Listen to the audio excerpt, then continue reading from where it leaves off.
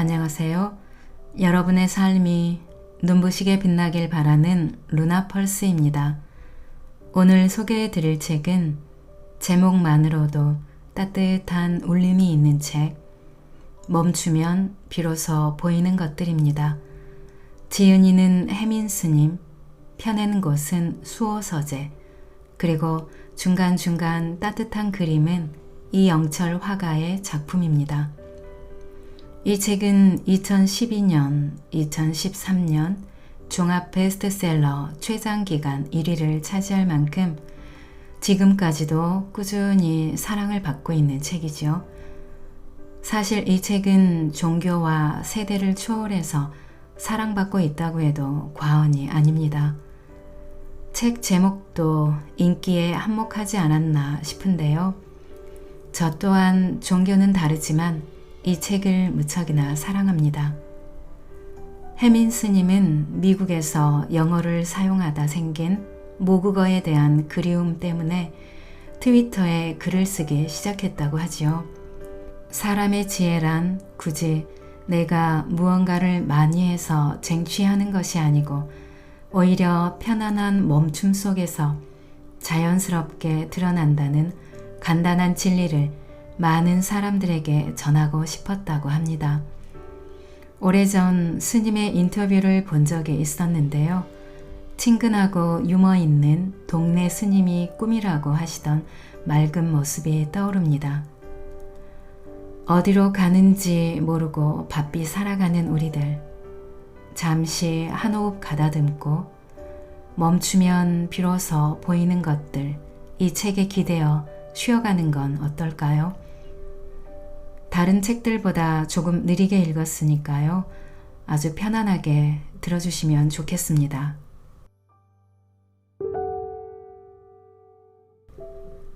힘들면 한숨 쉬었다 가요.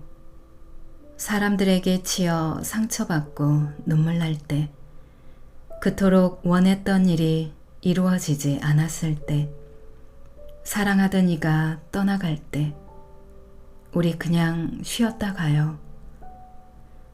나를 진심으로 아껴주는 친구를 만나 그동안 가슴속에 담아두었던 말들, 서럽고 안타까웠던 이야기 조근조근 다 해버리고 힘든 내 마음을 지탱하느라 애쓰는 내 몸을 위해 운동도 하고 찜질방도 가고 어렸을 때 좋아했던 떡볶이, 오뎅 다 사 먹어요. 평소에 잘 가지 않던 극장에도 가서 제일 웃긴 영화를 골라 미친 듯이 가장 큰 소리로 웃어도 보고 아름다운 음악, 내 마음을 이해해 줄 것 같은 노래, 재생하고 재생해서 듣고 또 들어봐요. 그래도 안 되면 병가 내고 며칠 훌쩍 여행을 떠나요. 경춘선을 타고 춘천으로 가도 좋고 땅끝 마을에 아름다운 절 미황사를 가도 좋고 평소에 가고 싶었는데 못 가봤던 곳, 그런 곳으로 혼자 떠나요. 그런 시간들을 보낸 후 마지막으로 우리 기도해요. 종교가 있든 없든 상관없이 이렇게 힘들어하는 나를 위해 나를 좀 더 사랑할 수 있게 해달라고 기도를 해요. 그리고 용서할 수 있게 해달라고 기도를 해요.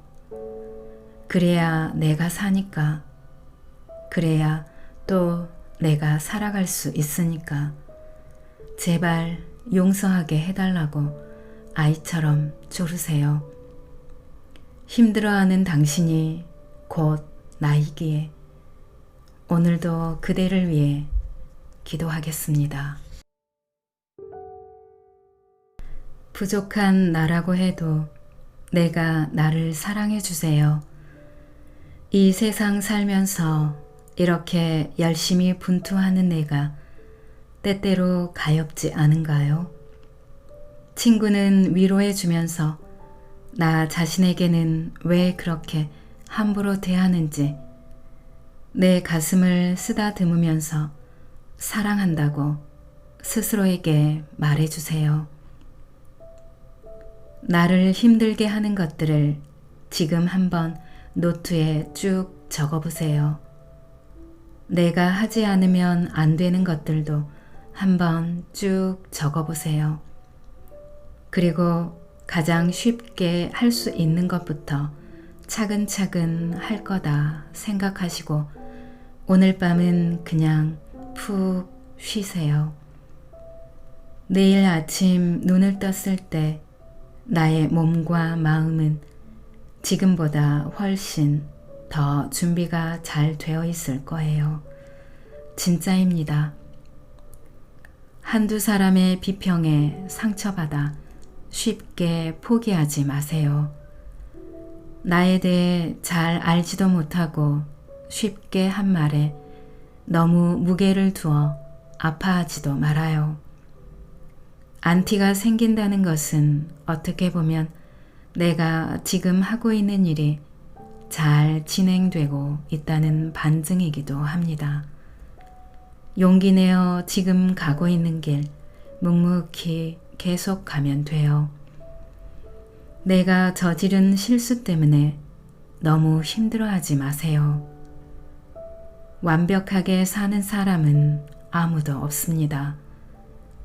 실수를 통해 삶이라는 학교가 우리에게 지금 가르쳐주는 것입니다. 감사하게 배우면 그만큼 더 성장합니다. 토닥토닥. 인생 너무 어렵게 살지 말자. 나는 30대가 된 어느 봄날 내 마음을 바라보다 문득 세 가지를 깨달았습니다. 이 세 가지를 깨닫는 순간 나는 내가 어떻게 살아야 행복해지는가를 알게 되었습니다. 첫째는 내가 상상하는 것만큼 세상 사람들은 나에 대해 그렇게 관심이 없다는 사실입니다. 일주일 전에 만났던 친구가 입었던 옷, 나는 잘 기억이 나지 않습니다. 얼굴 화장이나 머리 모양도 마찬가지입니다. 내가 내 친구에 대해 잘 기억하지 못하는데 그 친구가 나에 대해 잘 기억하고 있을까요? 보통 사람은 제각기 자기 생각만 하기에도 바쁩니다. 남 걱정이나 비판도 사실 알고 보면 잠시 하는 것입니다. 하루 24시간 가운데 아주 잠깐 남 걱정이나 비판하다가 다시 자기 생각으로 돌아옵니다. 그렇다면 내 삶의 많은 시간을 남의 눈에 비친 내 모습을 걱정하면서 살 필요가 있을까요? 둘째는 이 세상 모든 사람이 나를 좋아해 줄 필요가 없다는 깨달음입니다. 내가 이 세상 모든 사람을 좋아하지 않는데 어떻게 이 세상 모든 사람들이 나를 좋아해 줄 수 있을까요? 그런데 우리는 누군가가 나를 싫어한다는 사실에 얼마나 가슴 아파하며 살고 있나요?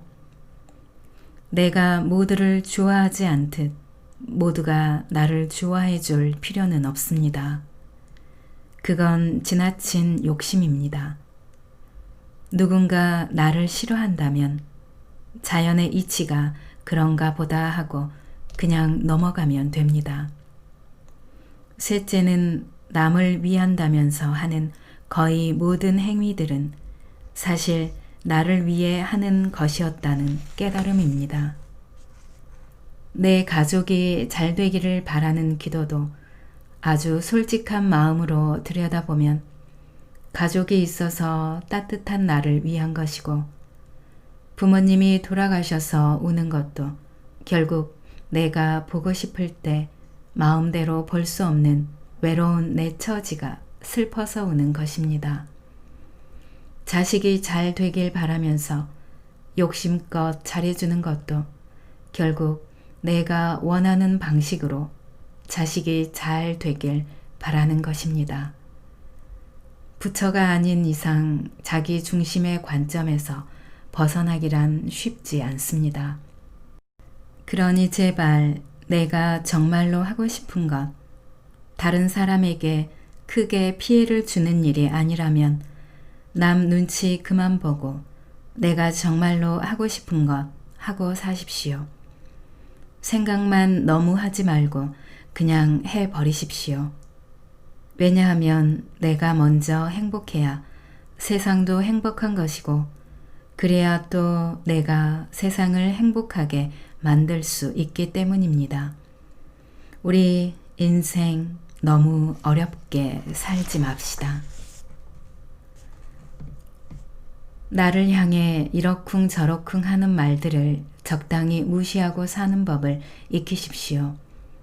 일일이 다 마음을 쓰면 불행해집니다.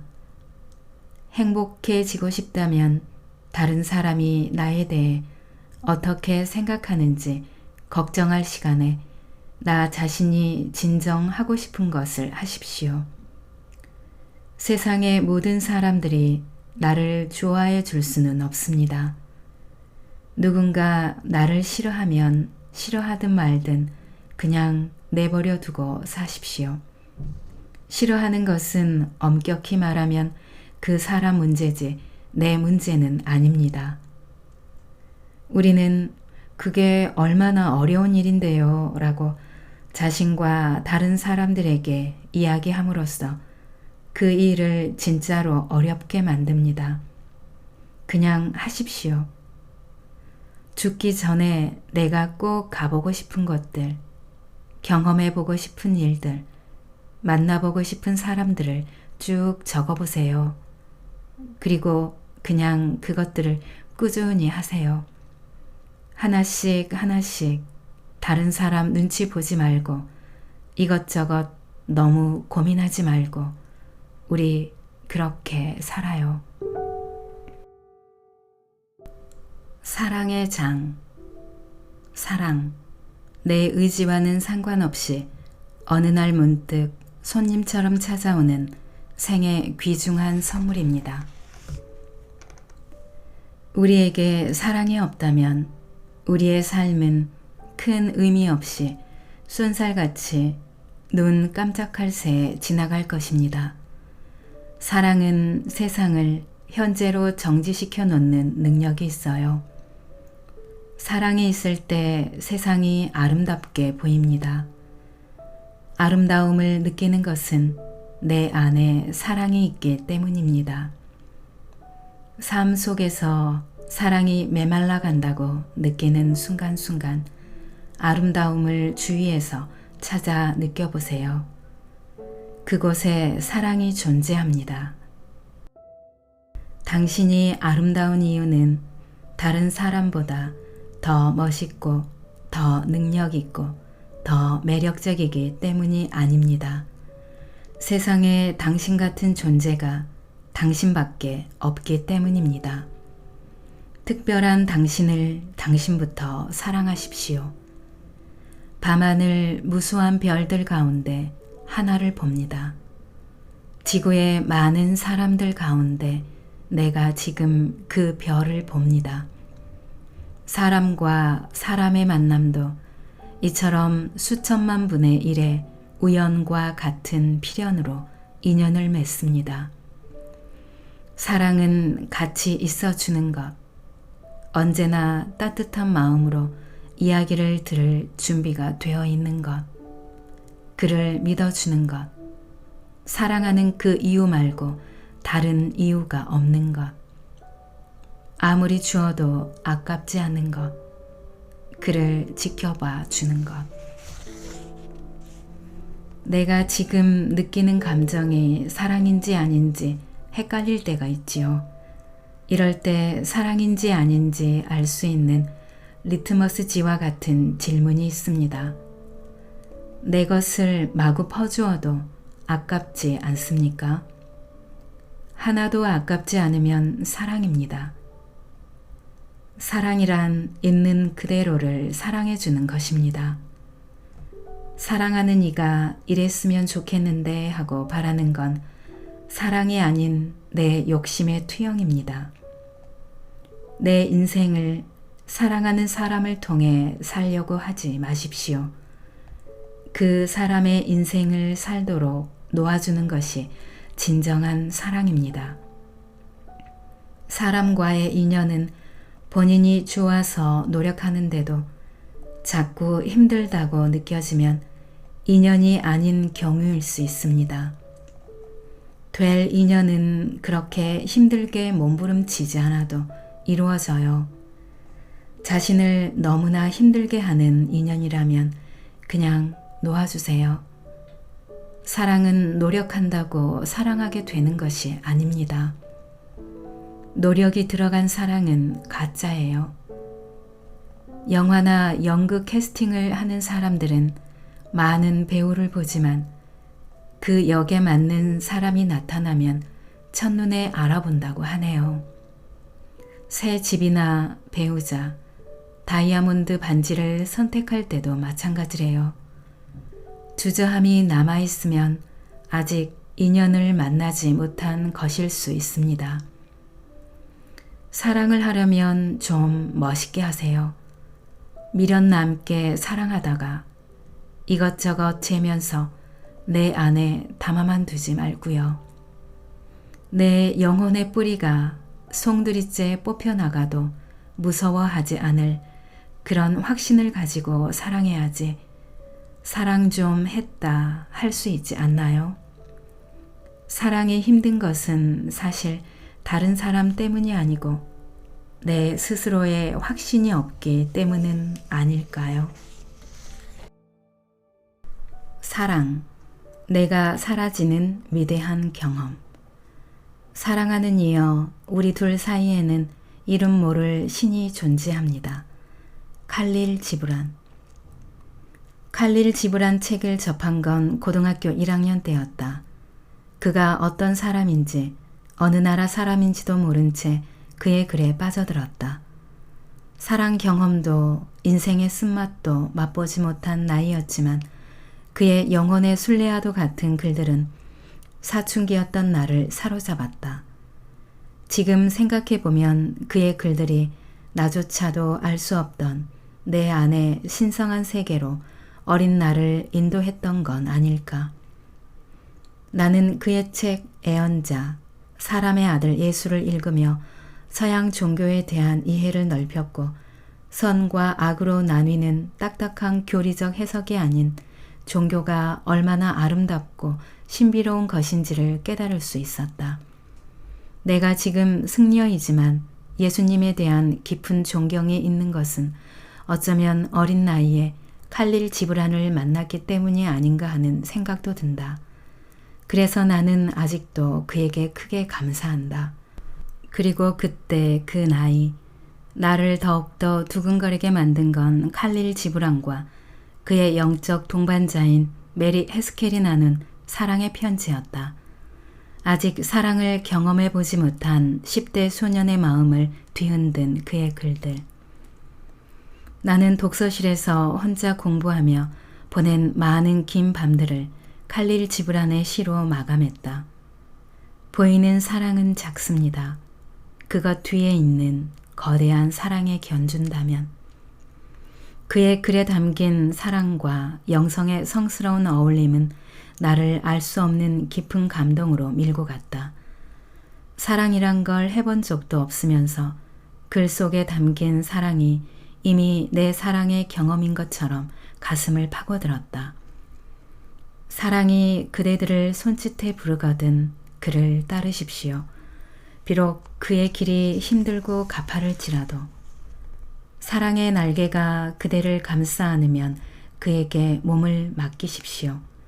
비록 그 날개 속에 숨겨진 칼이 그대들에게 상처를 입힐지라도 언젠가 나에게도 사랑이 찾아온다면 나 역시 칼릴 지브란의 말처럼 아무런 계산이나 두려움 없이 오직 사랑에 내 존재를 맡기겠노라고 다짐했다. 그 사랑 뒤에 정말로 깊은 아픔이 존재한다 하더라도 그 길을 묵묵히 걷겠노라고 스스로에게 말했다. 하지만 알다시피 사랑이란 그렇게 마음속으로 만반의 준비를 한다고 해서 오는 게 아니었다. 오히려 사랑이란 녀석은 마음을 쓰면 쓸수록 더 멀어지는 성격을 갖고 있었다. 그리고 한참이 지난 어느 날 아침 일찍 잠에서 깨어나다 문득 알게 되었다.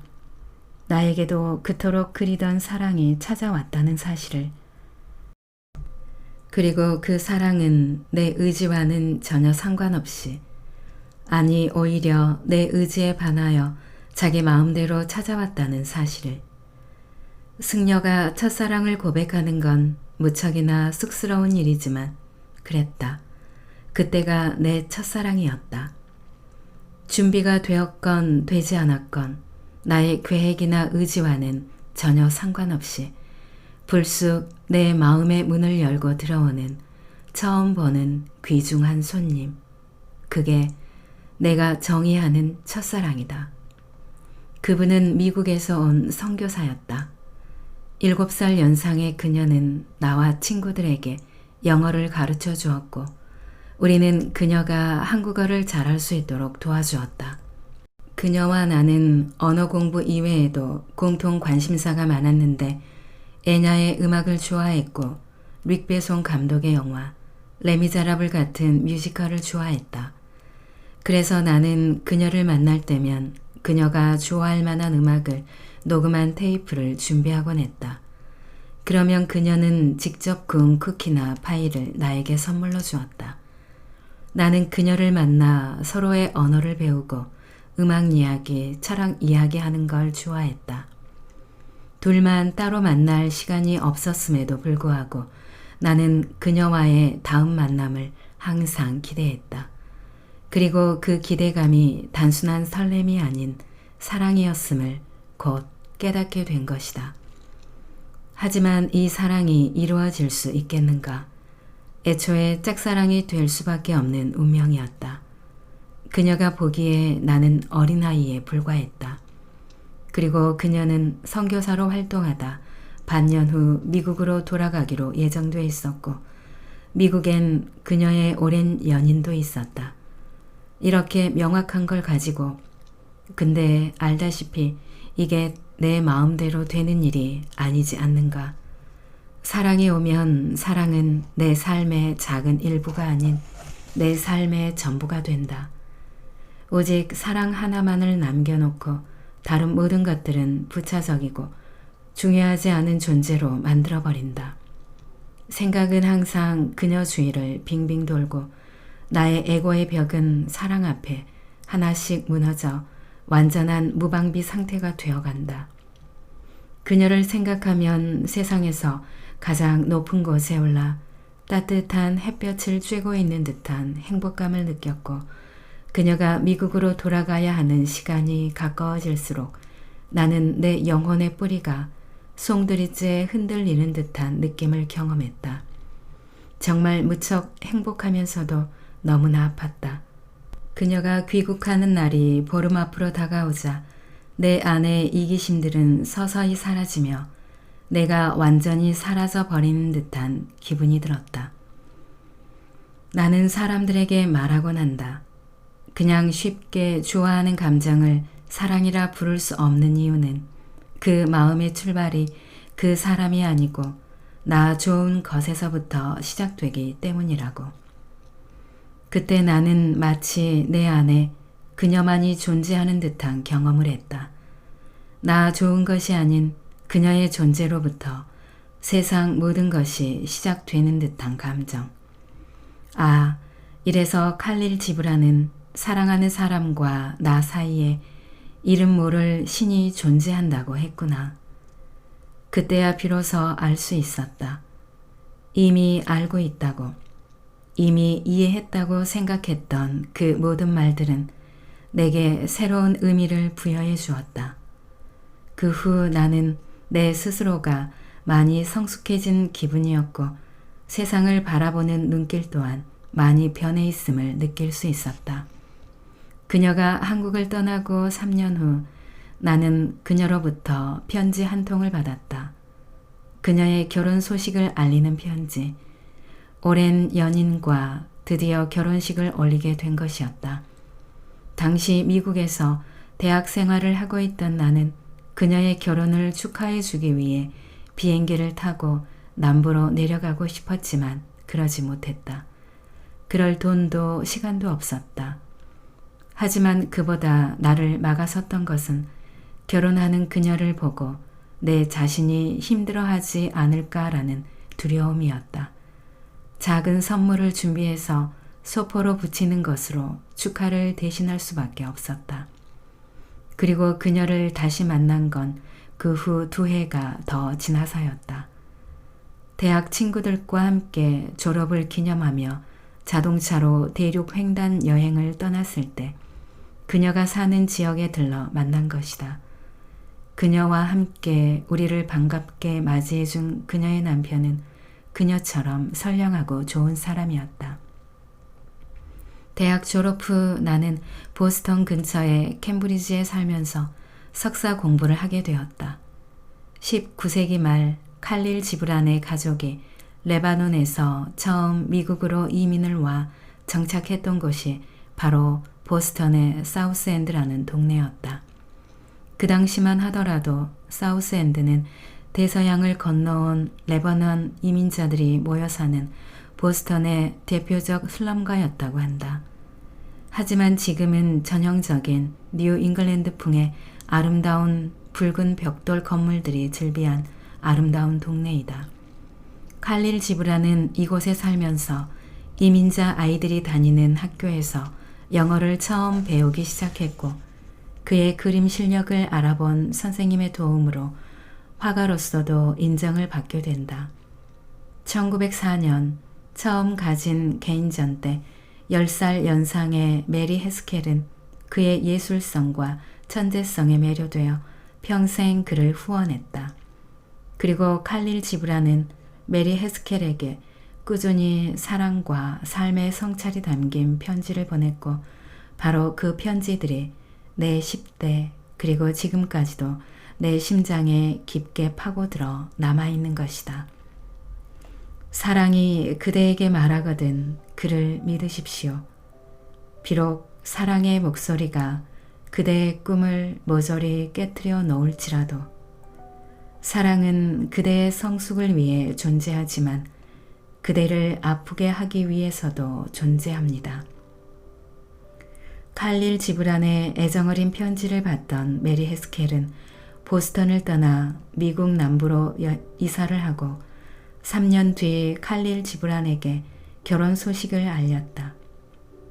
연상의 그녀들, 미국 남부로 떠나 3년 뒤 결혼 소식을 알린 그녀들, 칼릴 지브란의 사랑과 나의 풋사랑의 공통점을 발견하며 나는 마음속으로 내 사랑을 더 키우고 포장했던 듯도 싶다. 지금 생각해보면 이토록 아무렇지도 않은데 그때는 얼마나 가슴이 애이고 아팠는지. 애틋한 마음은 사라졌지만 그곳엔 그녀에 대한 감사로 채워졌다. 사랑을 경험하게 해주어서, 내가 사라지는 경험을 하게 해주어서, 내 안에 나 자신이 아닌 타인으로 가득한 경험을 하게 해주어서, 그 위대하고도 신성한 감정을 알게 해주어서